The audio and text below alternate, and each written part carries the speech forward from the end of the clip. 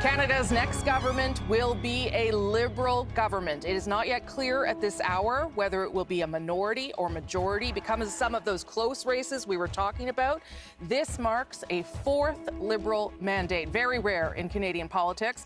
But the Liberal Party, led by Mark Carney, has pulled it off. A stunning reversal, a Liberal comeback with a first-time politician as leader.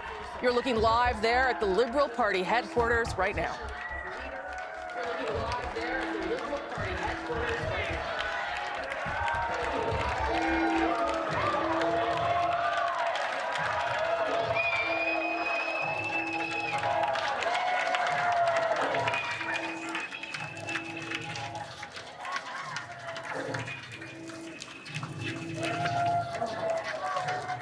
Okay, a remarkable, as we said, reversal in political fortunes for the Liberal Party that was thought perhaps to be left for dead just months ago, has now made this incredible comeback, remarkable comeback, and is going to form government yet again with someone who has never been elected to public office before. We're waiting on results from his riding tonight. Mark Carney, the 24th Prime Minister, will now be the 25th Prime Minister as well. Let me show you how it happened.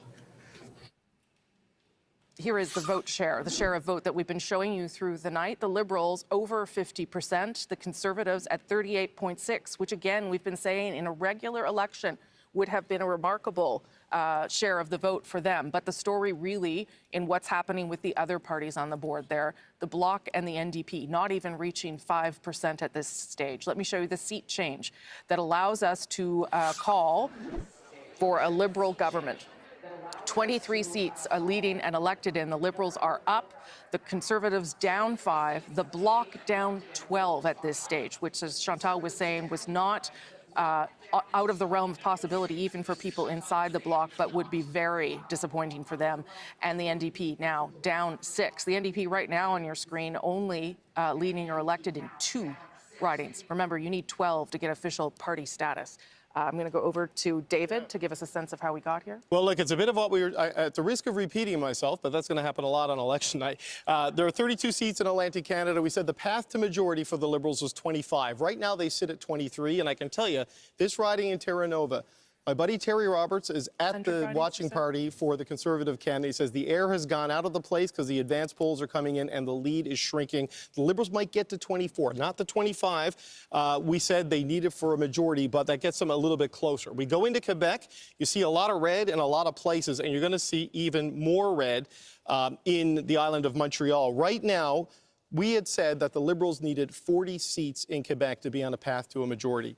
They're sitting at 42. And Montreal and the North Shore and the South Shore haven't populated. Down to 40, I'm told. It's changing in real time. But still, the areas where they're strong still needs to come in.